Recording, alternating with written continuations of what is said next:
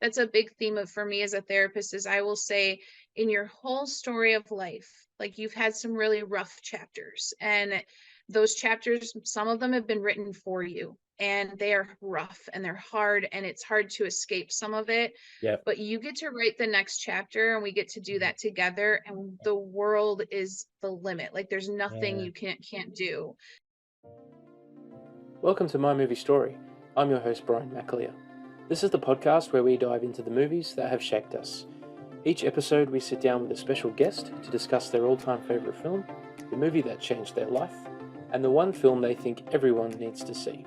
Get ready as we journey through the cinematic worlds that make us who we are. This is My Movie Story. My guest today is Kris Hernandez.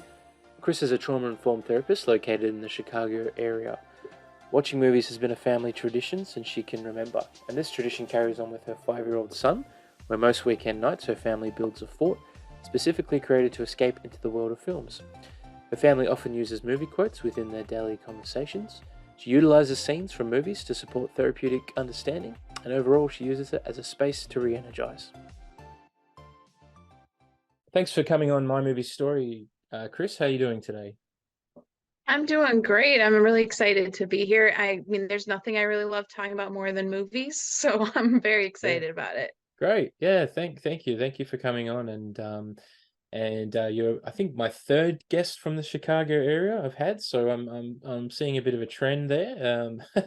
If we ever do like a Yeah. live show of My Movie Story, I might have to come and do that in Chicago. And I actually visited Chicago back in 2010 when I was in America. Loved it. Great city, and quite similar to Melbourne in a lot of ways. Really? You ever come to That's Australia? cool. I've never been. I would love to see Yeah. that and know that. I've never been.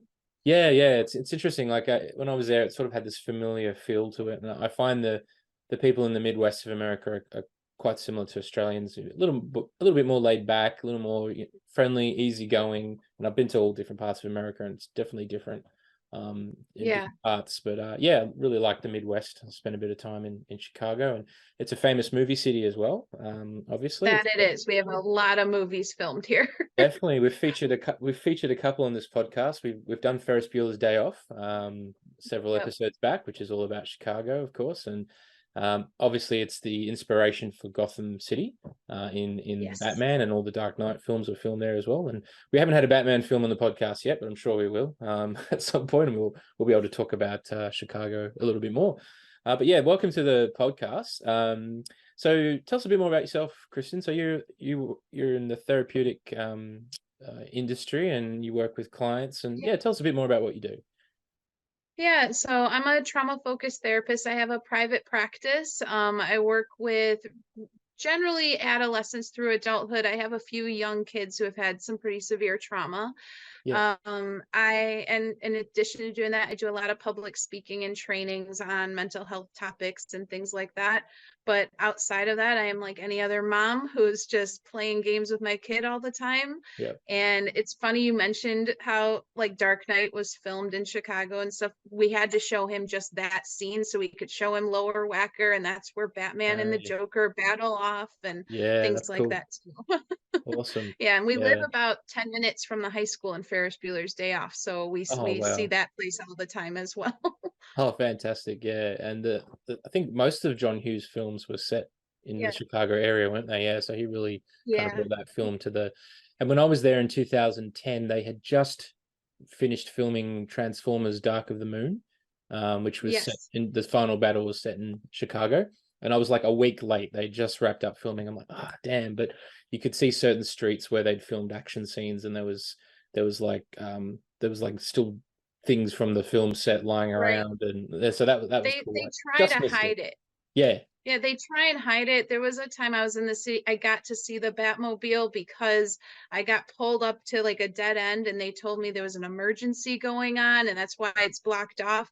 And I turned Uh, to the police. I said, I can see the Batmobile. It's right uh, there. I know what's going on. And no, this is an emergency, just so they wouldn't get a crowd of people who start to yeah. notice what's going Oh, on. that's really cool. That's really cool.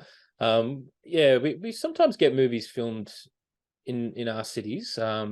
Yeah. Recently the trailer just went online for the new Ryan Gosling film, Fall Guy. where he plays a stuntman.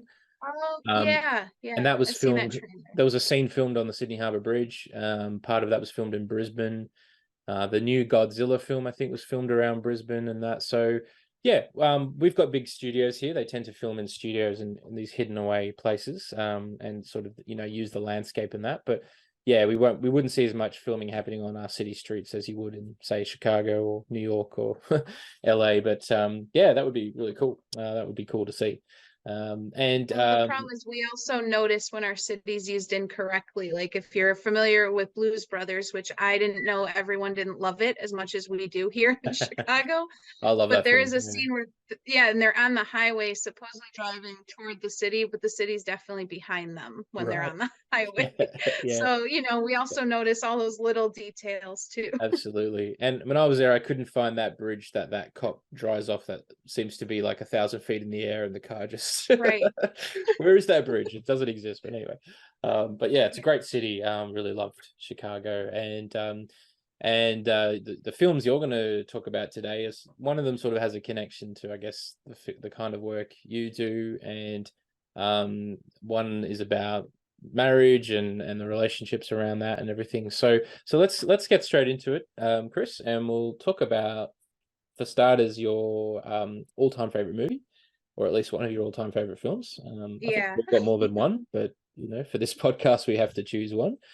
So yeah, I thought we might start there. So if you could just tell us the name of that film and give us a little summary all about it. Yeah.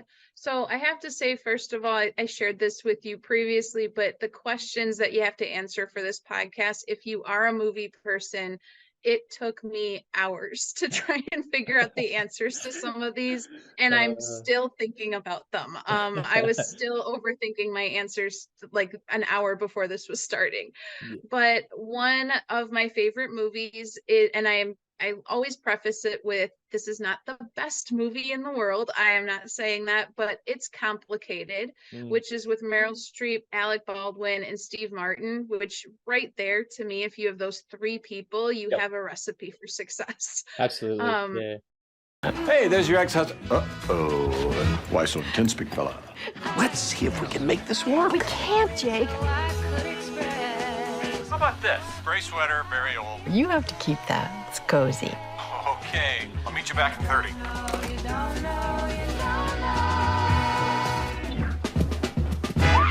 Mother, what? Whoa! It's Complicated, a film by Nancy Myers. yeah, and it's really a simple movie, but the concept is that Meryl Streep and Alec Baldwin were married for like 20 years, I think. They get divorced. It's now 10 years later, and they kind of start having an affair, even though Mm, he is now married to the person he cheated on her with. It's all drama and complicated yep. unnecessarily so. Yep. And she meets Steve Martin and kind of starts having a relationship with him as well. And it's Mm. really just the funny antics that go on between these characters. Yeah, definitely, definitely. And hence the title, it's complicated, because Yeah, yeah, it is, it is relationships are unnecessarily complicated, and yeah, for sure. And these old feelings come up for the characters and all of that.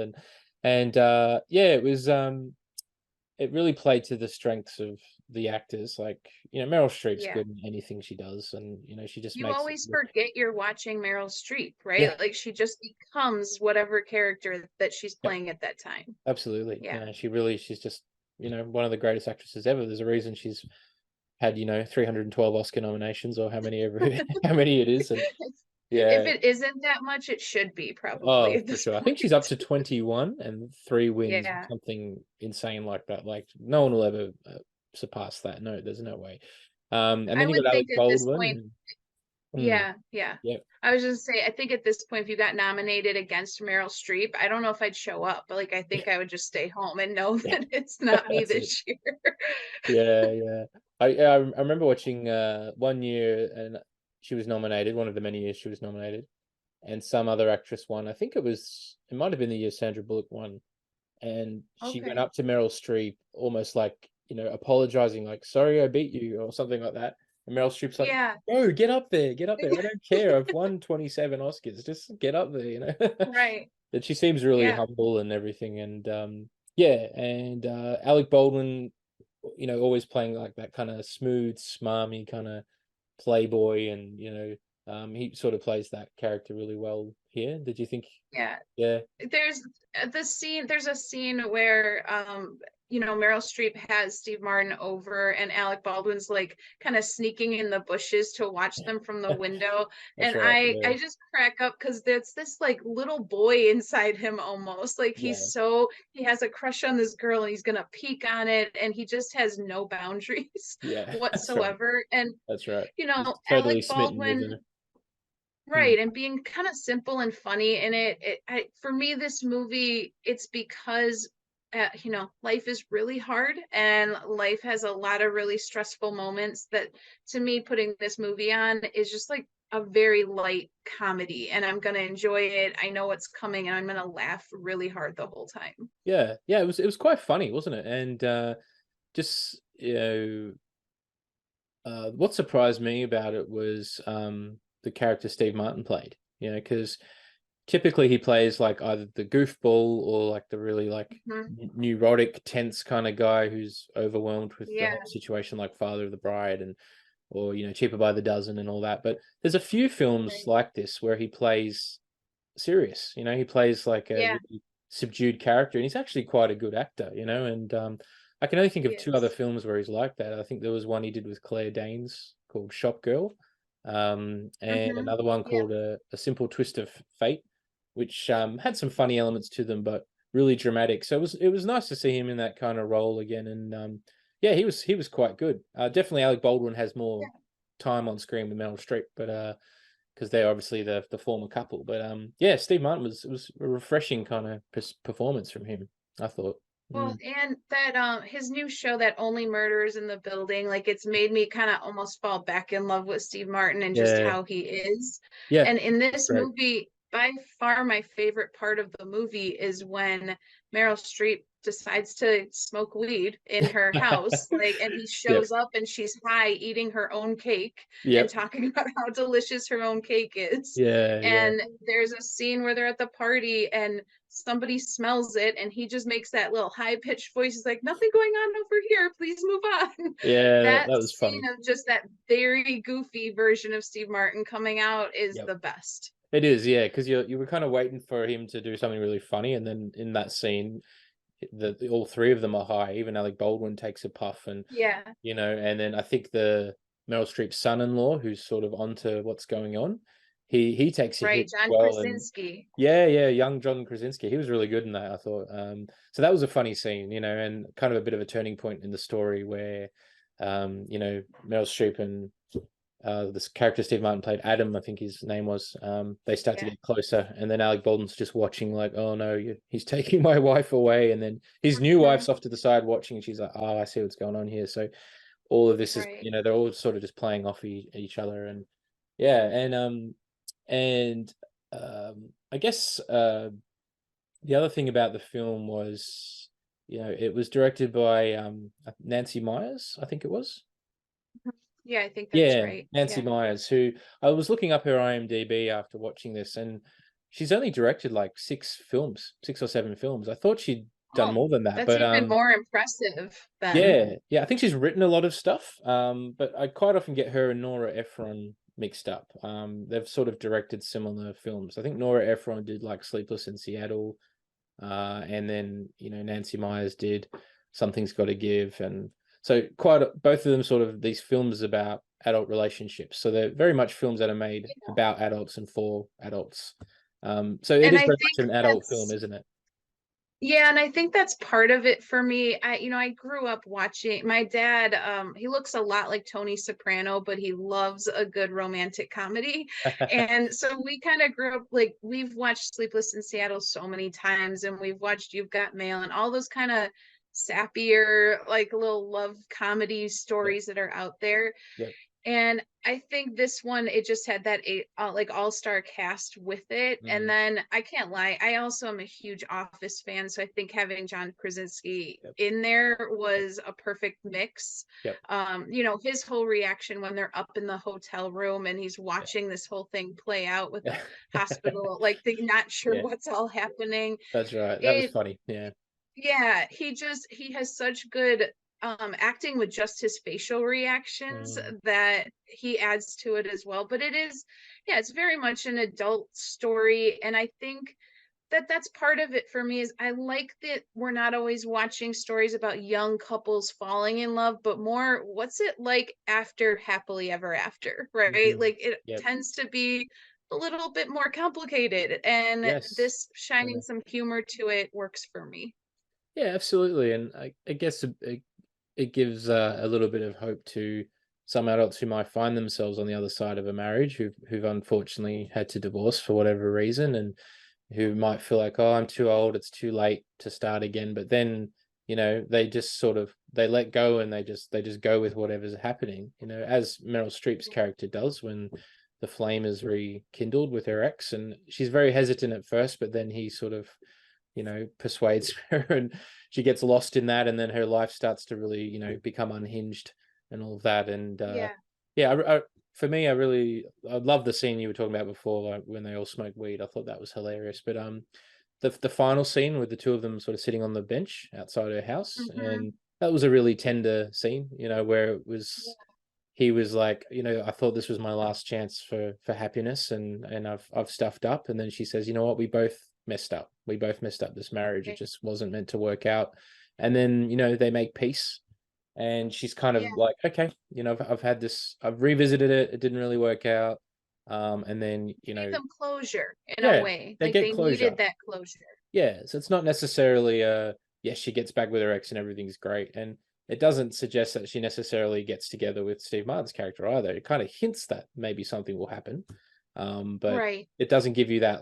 It is sort of a twist on the, romantic comedy formula. Boy meets girl, boy likes girl, boy wins the girl, boy loses the girl, boy wins her back, right? Right. Sort of the formula we've seen, but it's a bit of a twist on that. It's a little more true to life, I thought.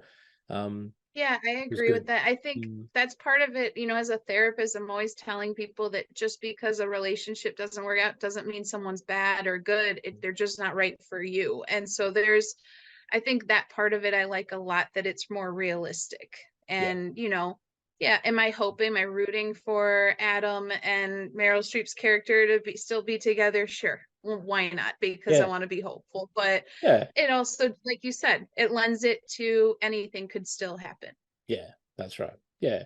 And it's funny, and like you said, it's a light-hearted watch. You don't have to think much.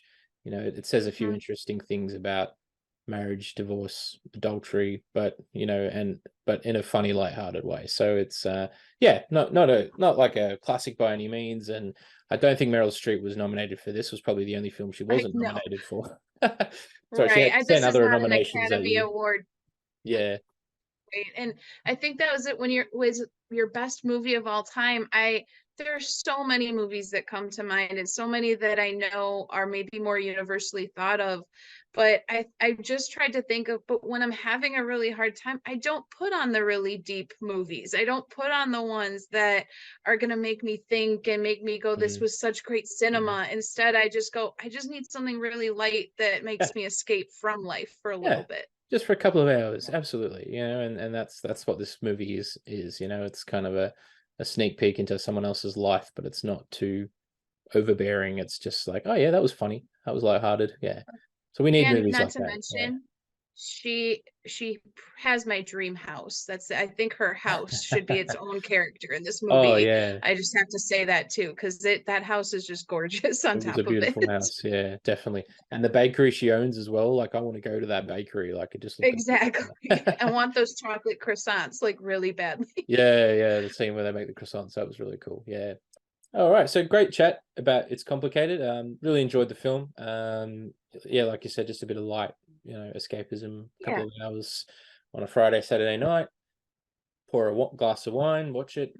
have fun. Yeah. So, That's and basically how it goes. pretty much. Yeah. Yeah. Yeah. That's the whole purpose of the film. So awesome. Now, we might move on to your next film, Chris, if that's okay. And this Yeah. is the film that you refer to as the one that really changed your perspective, and it probably is quite related to the work that you do and that sort of thing as well. So yeah, if you could tell us what that film is, and we'll talk all about it. Yeah, so that one is Good Will Hunting. I think one that's probably loved by many. I don't know if I've ever met someone who didn't like Good Will Hunting. Yeah, fantastic. Nobody can understand you, right? Well, you're a genius. I can't learn anything from you. I can't read in some book. Unless you want to talk about you. Are you terrified of what you might say? You're sitting on a winning lottery ticket. You got something none of us have. Oh, come on. Why is it always this? I mean, I owe it to myself. You don't owe it to yourself. You owe it to me. Because I'd do anything to have what you got. So would any of these guys. She's perfect right now, and I don't want to ruin that. Maybe you're perfect right now. Maybe you don't want to ruin that. That way you can go through your entire life without ever having to really know anybody. I love you. You ever think about getting remarried? My wife's dead. Hence the word remarried. My wife's dead. Well, I think that's a super philosophy, Sean. I mean, that way you could actually go through the rest of your life without ever really knowing anybody. Robin Williams, Matt Damon, Ben Affleck, Stellan Skarsgård, and Minnie Driver. Good Will Hunting, a film by Gus Van Sant. Yeah. Yeah. I was looking through questions like, favorite scene, and I basically want to say every scene is the best scene of this movie. Mm-hmm. But for me, the reason it changed and also just enhanced or broadened my perspective. So I'm going to share a little bit of a personal story that kind of why this movie means so Sure. much to me. My family moved here from Greece, and when my grandfather got here, he did not speak a word of English. He also has never had a day of school in his entire life, not Wow. one day. He drove taxi cabs to try and learn the city and learn the language. He then became a food produce delivery guy. And I see so much of him in Will's character. And it's because my grandfather went through the worst of the worst in World War II. Some of the worst things that we can imagine having happened to him or around him. Yeah. And I think people often underestimated him. And to me, to this day, was the most brilliant man I've ever met. Wow. And so then when you see Good Will Hunting, to me, the premise of this film is don't ever underestimate someone and be super curious about people around you, because Yeah. every person in this world has more of a story than we recognize. Oh yeah. And I bring that thought into every client I see, and this movie just does such a great job of shining light on that. It does. It really does. Yeah. And wow, what an amazing story. And to know where your grandfather came from and how he made a life for himself. That's amazing. Yeah. And that's the thing about Good Will Hunting, is that we can all recognize ourselves or someone else in the film, mostly in the character of Will, or it might be Robin Williams's character. And in my background as a youth worker, this is a film I suggest to all my students to watch. I even suggested it to a client of mine who reminded me of Will in a lot of ways. He was he had grown up in foster care, didn't have his parents on the scene, had some drug problems, some anger problems, but was really, really smart. And he was telling me all these ideas all the time about starting a business and all the things he wanted to do. And then I said to him, Yeah. have you seen the film Good Will Hunting? And I explained it to him. I'm like, you need to watch that film. And then this was sort of just before streaming took off in Australia, so about 10 years ago. So it wasn't online anywhere to watch. Right. There was no video stores left. So he went down to his local library, saw a copy of it on the shelf, joined up at the library. He'd never joined a library before. He would be caught dead in a library, and he rented it and he watched it. And a couple of weeks later, he said to me, thank you for recommending that film. I watched it. I loved it. And Yeah. I said to him, "Did you identify the character of Will?" And I swear he had like a tear in his eye. He's like, "Yeah, I totally understand what was going on for that kid." And we had this whole big conversation about it, and it was just, the power of that film is amazing. And do you remember seeing it for the first time, like where you were in life when Good Will Hunting came into your world? I was looking up like the release date and stuff like that. And I was definitely a kid like when it came out because it was 1999, right? Is that correct? 97. 97. Okay, Yeah. sorry. Okay. So 97. So yeah, I'm like fourth or fifth grade. So I'm pretty young, but I guarantee I saw it around then because we Yep. tended to watch movies maybe before I was supposed to at certain ages. But Yeah. I think it's interesting. I had just watched it this week, kind of getting prepared to do this exact podcast. And I hadn't watched it in actuality since being a therapist fully through. Like I've definitely turned it on TV and kept it on, but not from start to finish. And it was so different Mm, because, it used to be this relation to my family. Now I get emotional watching it because I have so many kids who over the years have been referred to me from schools and they get referred like, oh, well, good luck with this kid. They're a lost cause. This one's a horrible kid. And I cringe at that. There's no mm, such thing as a bad kid. that's right. There and I the idea that anyone would cut off the potential of a child before they've even had a chance and they put that in somebody's head.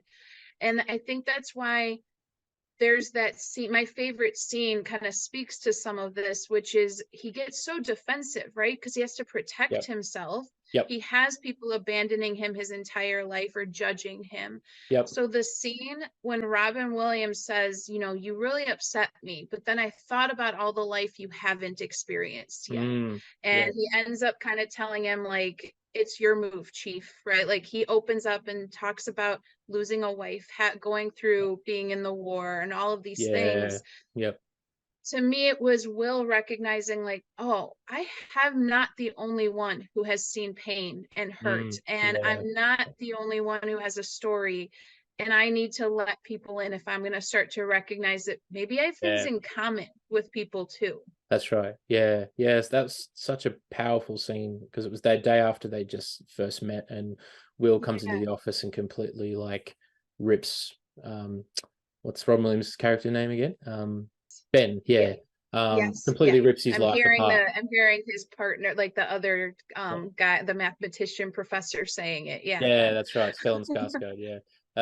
Yeah, and he just rips his life apart, and then the next day he's like, "Well, every other therapist has tried and failed with this kid, or they've just passed him off. But like, even though he had a stab at me, I can see this kid's a genius, and I want to help him heal, because that's what my job is." And then I love at the end of that scene on the bench where he's like, "It's your move, chief," and he just walks away. And then the next time we see them, they're sitting. Will shows up and they're sitting there, and it's just that scene where they're sitting there saying nothing for a while. Right. Yeah, there's so many great scenes to talk about. So, so Yeah. just I guess just quickly for I know that some young people might be watching this podcast who haven't seen Good Will Hunting because it's was made in the Sorry. Yeah. olden days, so I to speak. jumped right in. I didn't Yeah, even no, give a that's okay. synopsis. That's okay, but they'll thank us later after you've recommended this film. So I guess Yeah. just quickly the basic plot of the film and who is Will and yeah, just what's going on Yeah. in this story. Yeah, so the basic plot is you have a kid who, well, I guess he's probably, oh, he's 20, he turns 20 in the film, or 21 in the film. Yeah. And so he is a 21-year-old kid outside of Boston, grew up outside of Boston. The cool thing about this is there's some parallel to real life with him and Ben Affleck, but Yeah, so yeah, which I'm sure we'll talk a little bit about too, because you have to with this movie. absolutely. Yeah. But basically the idea is this kid Will is working jobs that are just very common for where he's from. They're laying bricks, he's working and doing like kind of cleaning the school, like custodial work. Hmm. And there's a equation on the board that is meant for people who are who are basically mathematicians. They're geniuses in math, I guess. And it's an equation that they're saying is basically impossible for Yep. someone to solve, or it's as close to as it can be.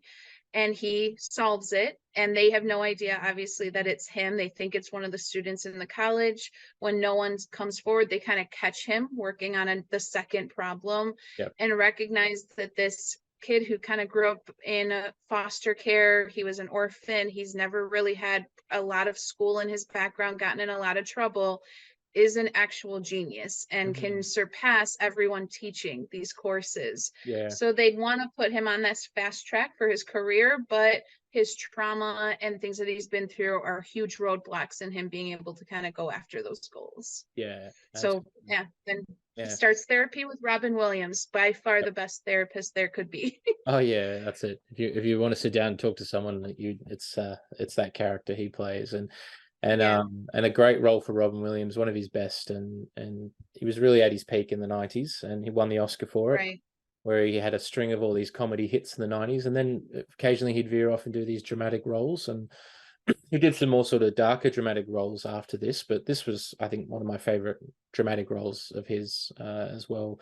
Yeah. And he just embodies the character of this counselor who has seen a lot and been through a lot himself, but he's not going to take any crap off this, this kid who's basically coming across as a bit of a punk at the start, where he's like, I'm challenging every authority figure I can, and Robin Williams, Ben, just peels back the layers and breaks him down.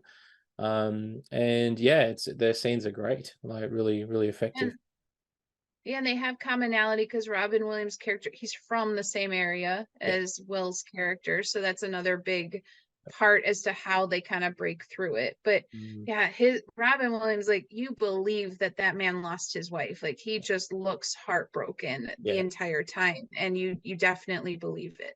Yeah, that's right. He's burnt out. He's just really just taking it day by day, and even just the clothes he wears, he's just kind of like just picking himself up each day and just trying to move forward.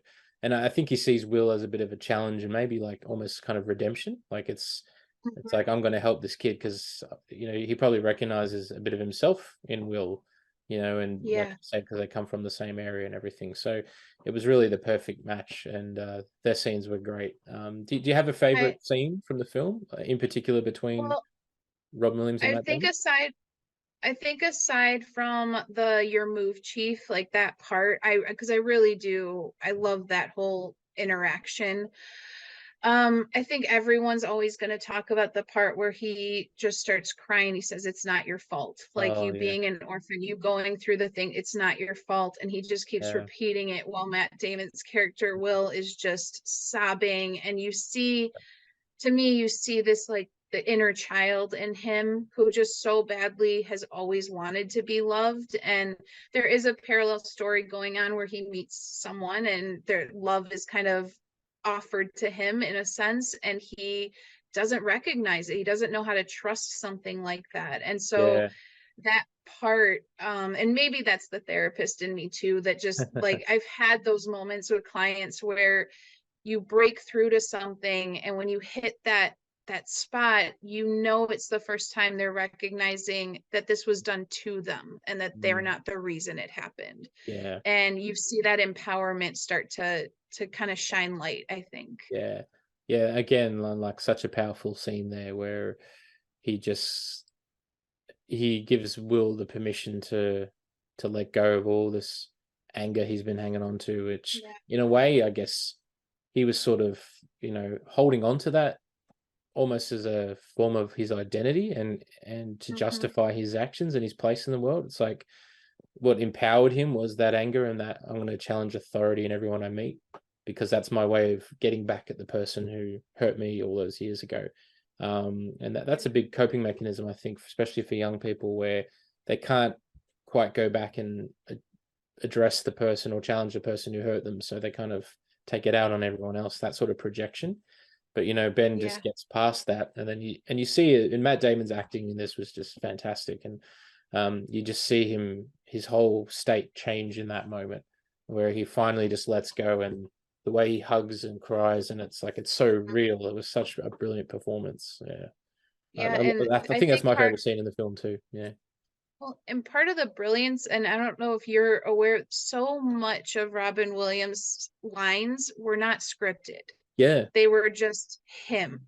Yep. And so some of the things that he just says and that come together in these scenes when you know these weren't even lines, Yeah. it blows my mind. I really Yeah. can't believe how real it feels. Like we were talking about in the previous movie, Forget It's Meryl Streep. You do not think of Robin Williams during the No, movie. definitely You not. know, this is very much this therapist who's been through a lot. Yep. And I also, even in the other part where they're at the park and they have that conversation, when he says like, yeah, you can quote everyone to me and you can tell me about anything, you can talk to me about the Sistine Chapel, but you've never looked up at it, and Yes. you've never felt these things for real. Mm. Like, talk about calling someone on their bullshit. Like, yeah, I Yeah. get that you know a lot, but you have not lived enough to Yeah. really speak about it. And That's so right. just all Yeah. those dynamics. Yeah. Absolutely. Yeah.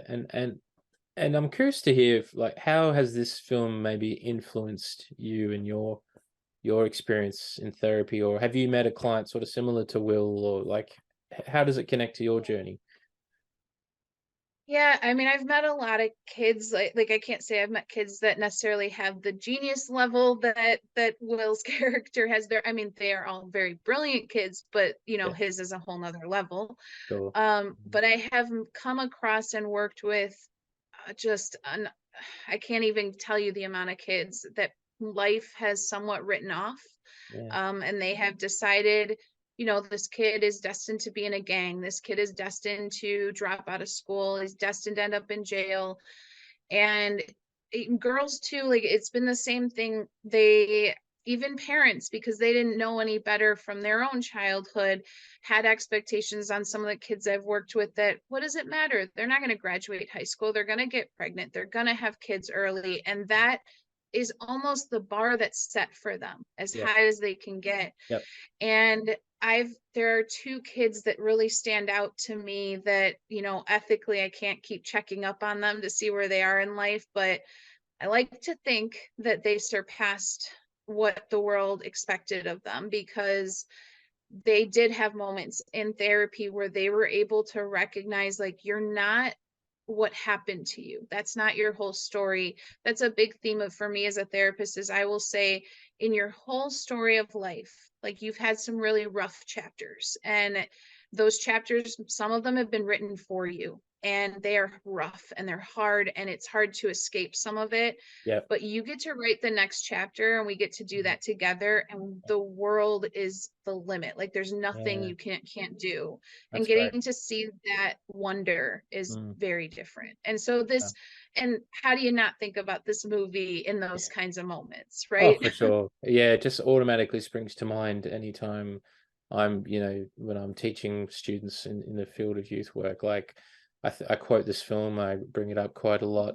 Mhm. Even the famous quote about the apples, I've used that Of quite a few course. times. There was years back when I was in America working on a summer camp. Actually, one of the staff activities at night was like a trivia game, Hmm. and you had to stand up, and if you got the question wrong, you went and sat down. And there was me and maybe three other people left. And one of the question, I can't remember the question, but the choices were, is it oranges or apples? Those were the answers. And and the girl said oranges, and then the person doing the question's like, no, sorry, it's apples. Go sit down. She's like, oh damn. And I couldn't help myself. When she's walking off, I said, Of how do course. you like them apples? You have to. You I couldn't absolutely help have myself. to. Like, that got a bit of a laugh as well, and but that was way back in 2007. I think if I say that to my Yeah. students now who are in their early 20s, they're like, "Huh?" But I then know, they're gonna watch this honestly, film. I get a little sad at how this movie's described as like old now. And I'm like, oh, I guess that's right. I'm not happy about it, but I guess that's right. Yeah, 20, Yeah. 25, 26 years old now. But Yeah. and the film that launched Matt Damon and Ben Affleck's careers, and they wrote the screenplay, they acted in it, they they won the Oscar for the screenplay, and yeah, the rest is history. And just Yeah. such a landmark movie. Yeah, it had some tough Well, competition and that year. It got beaten by Titanic for Best Picture, right. but at least Robin Williams got the acting and it got the screenplay. So yeah, And honestly, the dynamic of like the friends too is such a powerful part of the movie. And I think that speaks to them writing it together. Like just the banter between them and stuff like Yeah. that comes out so strong. And it's such a powerful part of the movie. If you didn't have those like friendship, that brotherhood dynamic, the rest of it would fall apart.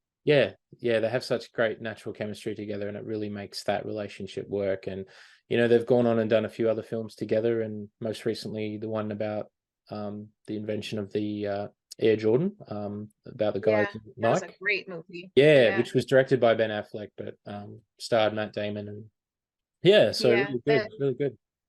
Well, but and still to this day, though, if you hear either one of them interviewed on a podcast, without question, the story of how did Good Will Hunting happen again is it's always asked, because it is fascinating that they weren't getting cast for things and they're like, well, we'll just write our own movie then, and it turns into this. Yeah, and Yeah. then it just set them on their way. So yeah, and both of Yeah. them had sort of had little acting parts before that. But this was really the one that catapulted them, and they've had very different careers, but they kind of come back occasionally and do stuff together as well, which is really cool.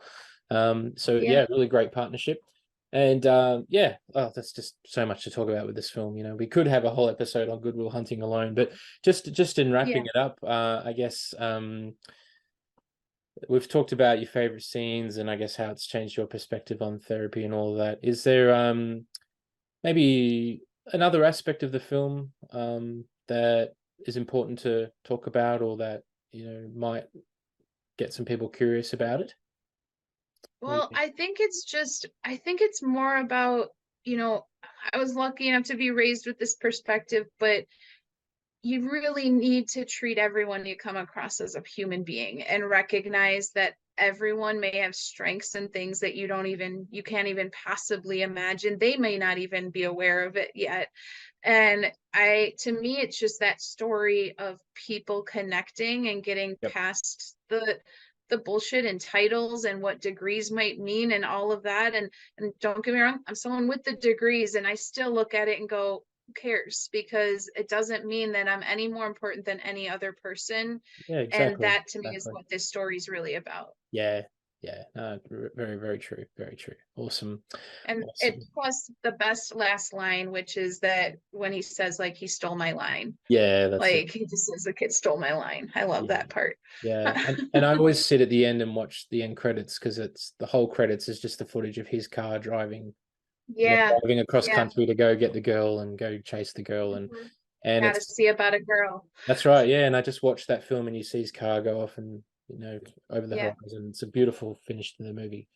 Yeah, well, Yeah. thank you for bringing Good Will Hunting to my movie story. I've been sort of secretly waiting for someone to discuss this film, so thank you, and I'm really glad we've added it to our collection of movies. And that category, the film that changed a person's perspective, it's always a different film every time. So it's really been a great film to talk about. So thank you. And we've got one more to get through. Absolutely. One more film to get through, which is another big film in a lot of ways, and stars another big actor, and draws some similarities to Good Will Hunting, maybe some similarities to another film called The Shawshank Redemption, which Just a little bit. might be coming up in a future episode. I can't confirm or deny that yet, but tell us about this film, the one that you think everyone must see, and what's it all about? Yeah. So this is Green Mile, which is adapted from the book by Stephen King. Miracles are funny things. You never know when they're going to happen.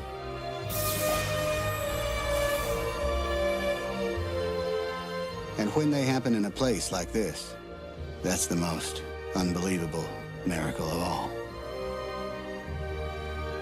This is the story of a miracle that happened here where I work,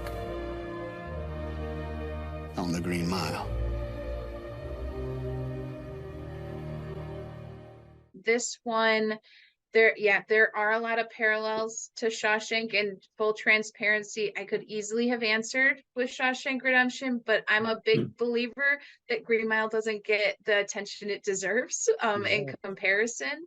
Gets a bit But overshadowed the by reason Shawshank, doesn't it? Yeah.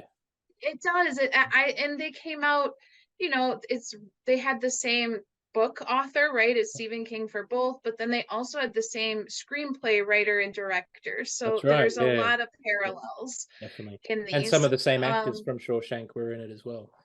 Yeah, Yeah. yeah. So this one is really, I mean, it's complicated because there is some supernatural component to this story, of course, but this is really about being on death row. And it's the story of the guards who work on death row and some of the inmates that are there, more specifically John Coffey and somebody who's been wrongfully accused for, I believe, like, it's murdering the women, but or the girls, these young girls, and kind of his story and how, just based on his size and his look and kind of what had played out, he was automatically accused. And at this time, it means the 1930s, unfortunately, somebody who is black and who's large and looks the way he does was not often given a second chance No. to tell their story. No. So it's kind of a good versus evil movie to me. Like, there's a lot of that theme that goes on in this story. Absolutely, absolutely, yeah, and starring, you know, Tom Hanks, who Oh was, yeah, that guy. Who's heard of him? oh right, yeah, who was coming Yeah, off of Saving Private Ryan, and yeah, you know, was ruled the '90s cinema. Like, it was just one landmark film after another, and he plays a little bit more. He steps back a little bit in this film. I found, you know, it's not about him like it is in his no, other films. You know, he really is just sort of carrying the film. Obviously, he's the big star, but it's about it's about the Green Mile. It's about the security block and the death row and these characters that inhibit it, and John Coffey's journey and all of that, and that wonderful twist at the end, and just your thoughts on being a Stephen King story. And I think if we go back to just Shawshank for a moment, Shawshank Redemption, you know, a lot of people didn't realize when that film came out, and it grew and grew and as a bit of a cult favorite, that it was a Stephen King story, right? Because all the movies that had been adapted from his books leading up to that was all his scary stories, you know, yeah. The Shining, and all these like monsters and stuff. Mm-hmm. And then he proved he Pet could write Cemetery, all the things. all Yeah. that stuff, yeah, which you know, they're hit and miss, but they're fun. You know, they're fun. They're scary stories. You can't really Mm-hmm. hate them. And you know, he's definitely my favorite author. And it's interesting because Green Mile and Shawshank were both based on short stories, novellas, Yes. and they tend to make better movies from his books. And yeah, so just your thoughts on, I guess, you know, the fact that this is a Stephen King story. You know, what are you sort of got any Yeah. comments on that? Well, yeah, I am a big Stephen King fan. I have to thank my brother for that one. He has read every single Stephen King book. Oh He's wow, never missed one.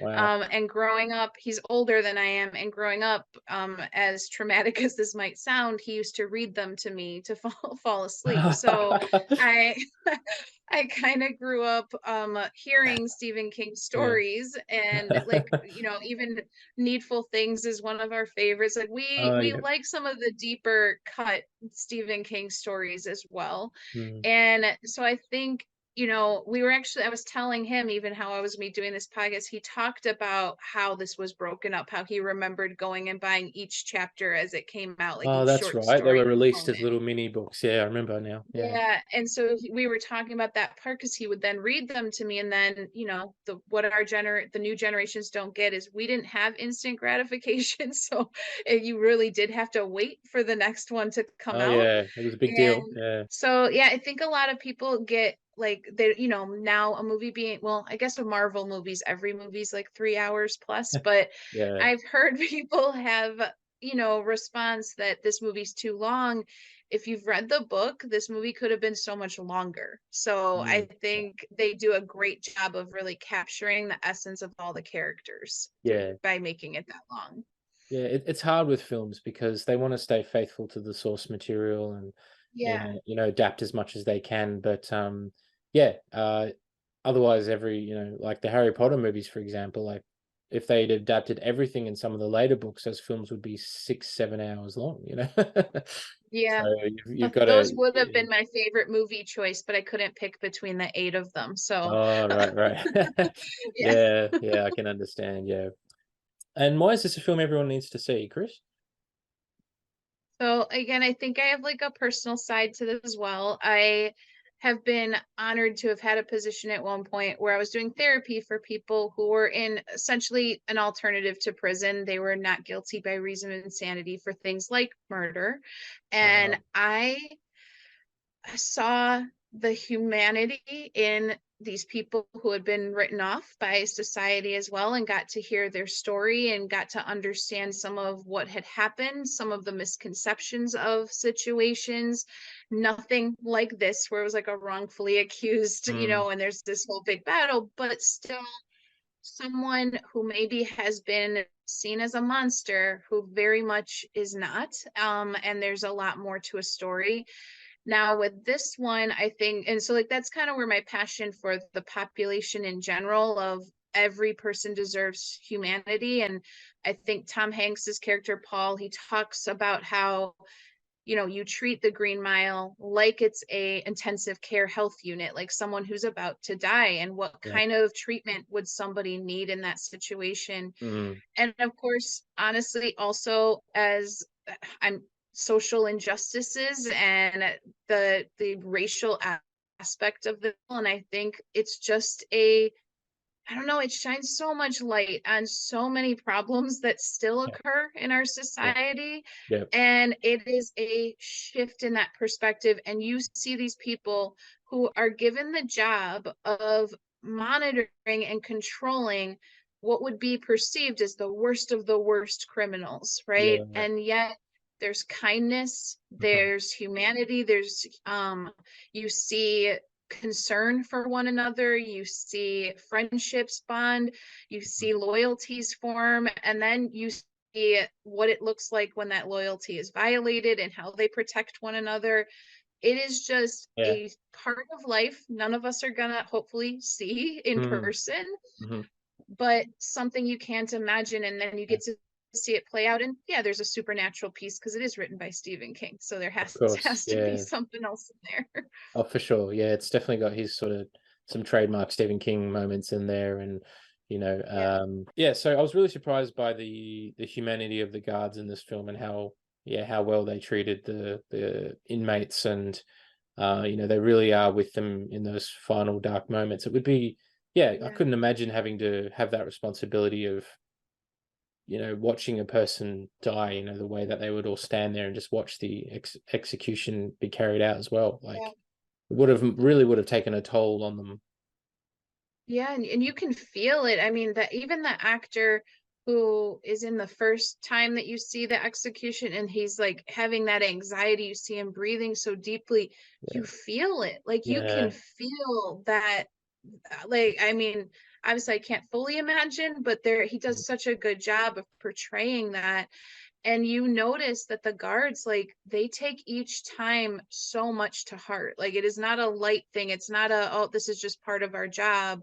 No, this is a horrific part of our job. But we have to do it. And if we're going to, we're going to make sure someone feels like we see them up until the last moment. Yeah, absolutely. Yeah, they did it with dignity and grace, and I guess in the final moments, like the man being executed, whatever crime he committed, somewhere in there is still a human. There's a human being there somewhere, and they've made terrible mistakes. And he asks that question to Tom Hanks, to Paul, right? He says, do you think heaven is that we get to go back to before we did horrible things, to when like life was good? Is that what heaven was like? And talks about being 18 and falling in love, and you're just going, man, people, you don't know what happened in someone's life to get them from point A to point B where they are now. That's right. And all they're doing is replaying that. Yeah, and it really comes back to an important point, and you touched on this when we talked about Good Will Hunting, is that I think we need to get to know each person individually, because everyone has a story, even though the story they might tell themselves or the story other people make up about them, it's not who they are. They're not defined by their story, right? Like, I believe we're defined by our choices about how we move forward from that. But it's so easy for society just to instantly label and stereotype people who do something wrong in the eyes of the public, without giving any consideration to, well, hang on, what led up to this? Because there's there's always a multitude of factors and incidents and situations that shaped that person to commit that crime or that offense or whatever it is. So I think if we try to understand that a bit better, we could reduce the stigma, reduce the fear, you know. And this was the 1930s and it was in the Depression. So people were like under really, you know, terrible circumstances, and they were just like, oh, he's a killer, get rid of him, you know, one less mouth to feed sort of thing. But and there's still a lot of hate around, and we're seeing it in the world today, unfortunately, with current events. But yeah, I think you make a great point, just coming back to what you said, is that we need to understand who the person is, you know, and what their journey has been. Yeah, really important. Yeah, and I think, you know, and this one, it does shine a lot of like truth onto race and that part of it as well, especially in those times. But I mean, the scene where, and I would not normally use this term, but it's how it's described, but like comparing a Negro to a dog, right? And Oh, saying yeah. you can love a dog, but you don't know what a dog can do and is capable of, is just so, I don't know, make infuriating, right? And because you know there are people who still hold on to similar mentalities, and it just, I don't know, to me this story helps you, maybe if that's not your perspective, if that is not the life that you've come from or that your ancestors have come from, maybe this helps you understand a little bit better that people were portrayed incorrectly and titles were kind of put on people. Yeah, absolutely. Yeah. Yeah. And just coming off of what you've just said there, like in interviews, Stephen King would say that a lot of the time he would get letters or emails accusing him of being a racist and a homophobic. And then his reply to that was, no, that's not me. That's the character. And the way he writes is like the character comes to life and basically tells him what to say. But obviously it's coming from somewhere within him. And then he says, you know, people will pay therapists to get rid of their demons. I write books to get rid of my demons and people pay me. So I thought that's such a smart way of putting it, and probably why his books are so appealing, because he's not afraid to just touch on those, I guess, the dark side of humanity that is somewhere inside all of us, you know, but we make that choice to be like, how am I going to live? What's my life going to be about? You know? Yeah, isn't that essentially what John Coffey does? Like he says that's what it's like all day long, is I see the darkness of the world. I see the horrific things people have done. And like that's literally what his character's like supernatural power is he sees the pain. And it's funny, again, I had a conversation about how I was going to talk about this movie, and I was asked, like, do you still feel okay talking about it's kind of a racist movie? And that actually caught me off guard, because I went, well, but that's kind of the point, right? Like that it's allowing people to see, if we pretend like something isn't there and we only make movies like it's complicated, right, then we're never going to have these kinds of deeper conversations where we recognize that there's improvements to be made and that we as a society need to do better. Absolutely. Yeah. And in recent years we've seen, you know, cancel culture come along and either try to change movies, take scenes out of them, or just prevent them from being screened altogether. Or they'll come up with like a disclaimer at the start saying, at the time this is how it was portrayed and all that. So yeah, I get that. Like we can't be too overly sensitive to that, because you know the time that this film was set in the 1930s in the southern states, you know, where racism was very rampant. You know, that's how a lot of people thought back then, you know, because the awareness was not where it is today. So like you said, yeah, we need to have films and stories that portray these times and these perspectives and sides of humanity, so we can understand ourselves better and not like pretend it never happened and cancel it per se, because it's not going to make that past go away. You know, we need to watch How do it, I we think. learn from it? Yeah, How let's do we learn grow from it. from it? And I mean, and in this we do have Percy, who is the complete display of entitlement, right? And somebody who thinks rules don't apply. Such a prick. Rules don't apply to him. He's more important than everyone in the room. He's better than everyone in the room. He can do no wrong. He's just you know, he thinks of himself above everything. And I think we can all agree that that exists in our society entirely. In our country, we nominate them for president and everything. But but there are people who still act that way, right? Like have this entitlement, like I'm more important because of what I have or who my family is. Mm. And in the end, you're not. There's not, I don't know. It's the lesson I tell my son all the time. I always tell him, I love you more than anyone in the world, but you are not more important than anyone in the world. Like, Mm. and we talk a lot about how there's a big difference there. Wow. Yeah. And I think this story helps people see that and recognize Yeah. what power you can have if you just talk to someone like a human being. Yeah. Yeah. So Yeah. true. And what a great thing to say to your child, like, you know, I love you more than anything else, but you're not more important than anyone else. Like, to carry that, you know, with them into adulthood. Yeah, that's a great lesson, I think, or a great value to pass on to our children. And then that way they develop humility and Yeah. they're humble, and then they treat everyone the same, Yeah. which is going to help them later in life, you know, to rise above those occasions and deal with the little Percys of the world who will who will show up and Yeah. try to cause trouble for everybody, you know. Yeah. Yeah, so again, another film where there's a lot to unpack, and you know, it's a great example of, you know, Stephen King's writing and how he really understands human nature and the dark side of, but that even in the dark there's that light, there's that hope, you know, Yeah, and things Mr. don't. Jingles, he's the light in the dark, right? That's Mr. right, Jingles, the the little little mouse. mouse. Yeah. He's the light in the dark.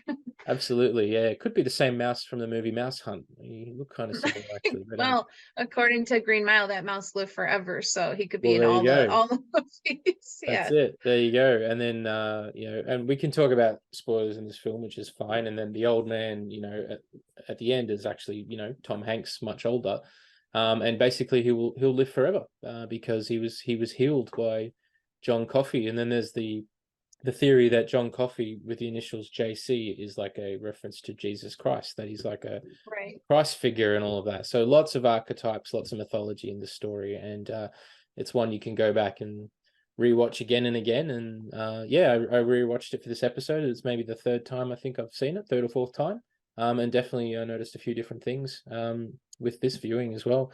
So just in wrapping up the Green Mile, do you have a favorite scene from the film?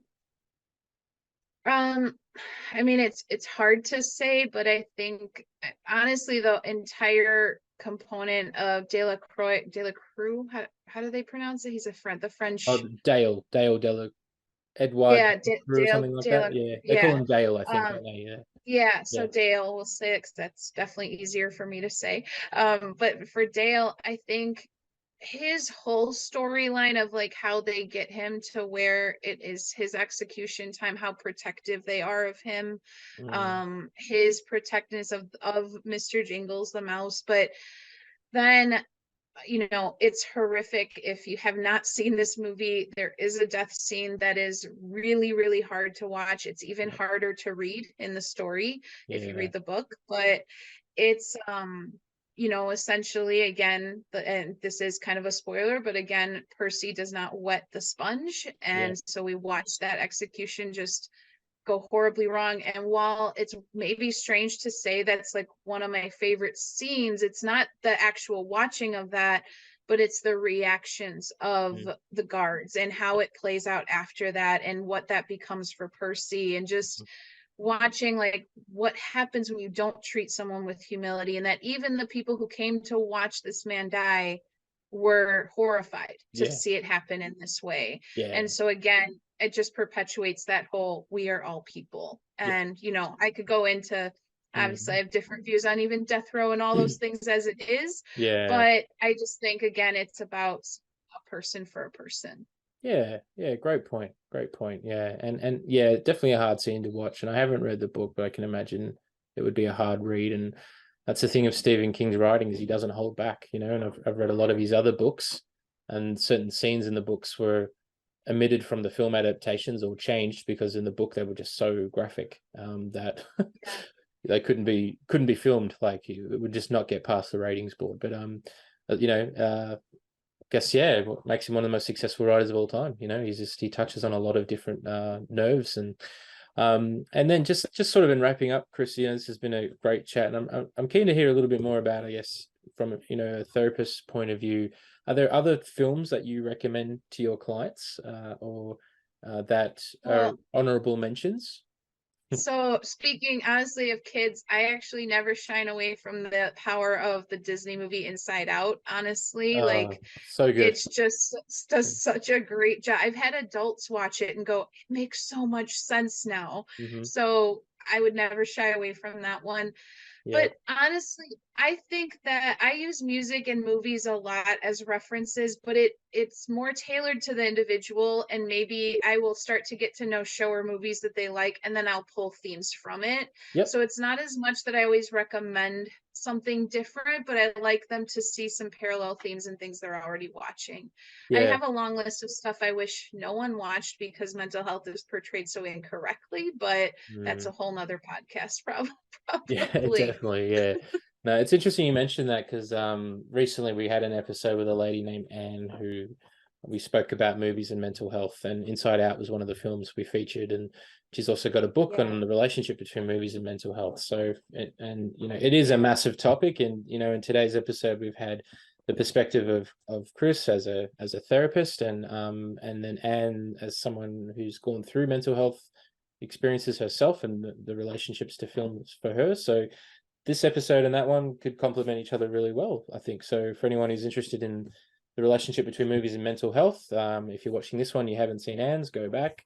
Or if you've watched Anne's, come and watch this one. But obviously you're watching it right now if you're listening to me talk. So yeah, but yeah, a great topic. And I think really important to not we can't write movies off as just entertainment. You know, they are, but they're such a big part of our lives and our culture and our personal stories as well. And you know, thank you for sharing Yeah. your stories as well. Yeah. In these film stories, it's been great.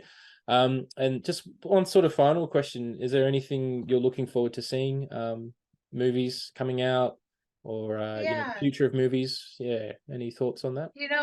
I am excited for the new Willy Wonka one that's coming Yeah, out. I'm yeah, excited to see how that one plays out. yep. I hope that's big expectations. I think the Mhm. Johnny Depp one fell short by a lot for me, so I Yeah. hope this one, and it's a prequel, so I hope it's Yes. different. Yeah.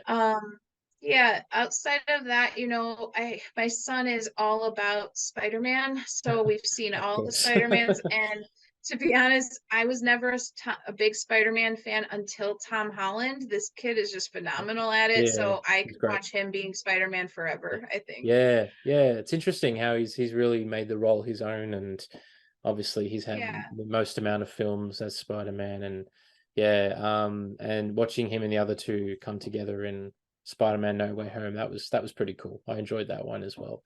Yeah, Yeah, and I mean, luckily there's so many new things coming out in streaming that are just fun to watch, and yeah, I will give just about anything a try. It has to be really worth it if I'm going to go in the theater, but yeah, other than that, I will try just about anything at home at least yeah. once. Absolutely. Yeah, Which is, you know, the convenience of watching movies these days. It's too easy. You know, we can just yeah, watch it anywhere, anytime. And yeah, certainly, you know, I love going to the movies, but I'm the same as you because when I get the time to go to the movies, being a busy parent, mhm, husband, worker, business yeah, man, whatever, it's got to be a you know a conscious choice. Like, you know, which one am I going right, to go and pay money to see in the theater and all that. So yeah, but yeah. hopefully streaming doesn't take away cinemas altogether. That would be a shame. No, Yeah. I would miss the popcorn. I was all excited Yeah. as a parent. I got to see Mhm. Oppenheimer, Barbie, and Ninja Turtles in the same week, and I felt like a full-grown adult. I couldn't believe I saw three movies in one week. So, Yeah, yeah, it yeah, was a big year but for movies, wasn't it? Yeah,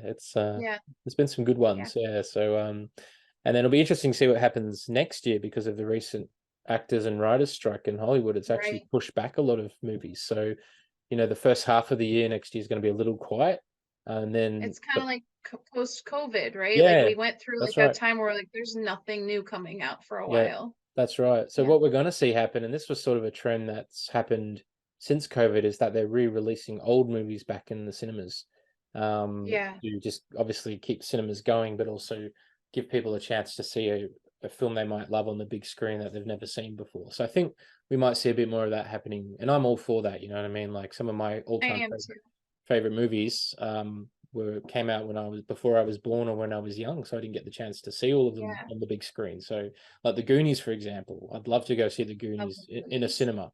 or even Yeah. Psycho, or Pulp Fiction or something like that. So We yeah, saw Jurassic Park in 3D a few years ago. Well, it's probably been more than a few years ago at this point. My husband and I both went, that was so good. I forgot how good it is. And then seeing it in 3D was a whole other perspective. yeah, that And would have been we cool. almost like fell back in love with it. But Jaws in theaters, like all of Oh them yeah. would be so fun to watch. Absolutely, absolutely, yeah. And I know there's a lot of smaller cinemas, and I'm probably the same in the States. You get a lot of smaller theaters bring back old Hmm. films and do marathons and stuff like that. But Yeah. I think they get overlooked a lot of the time. So if the big cinemaplexes start doing that, and I think they will in the first half of next year, otherwise, cinemas are going to struggle. So yeah, so we'll see what happens. But yeah, there's always something to watch, which is great. Well, thank you, Kris. It's been great chatting with you on My Oh, Movie thank Story, you. and thank you for your stories and sharing these 3 great films with us. And a couple of Good Will Hunting ticked off the list now of My Movie Yeah. Story. There might be a few other people watching, but damn, I wanted to talk about that film because but you got there, and thank you for Yeah. sharing the stories behind those films and your connection to them. And yeah, thanks for being a part of My Movie Story. It's been great having you. Thank you so much, and thank you for giving us questions for every time I'm out to dinner with people now, because I bring it up every time. So thank you for that. My pleasure. All right, and take care. All right, you too. Bye.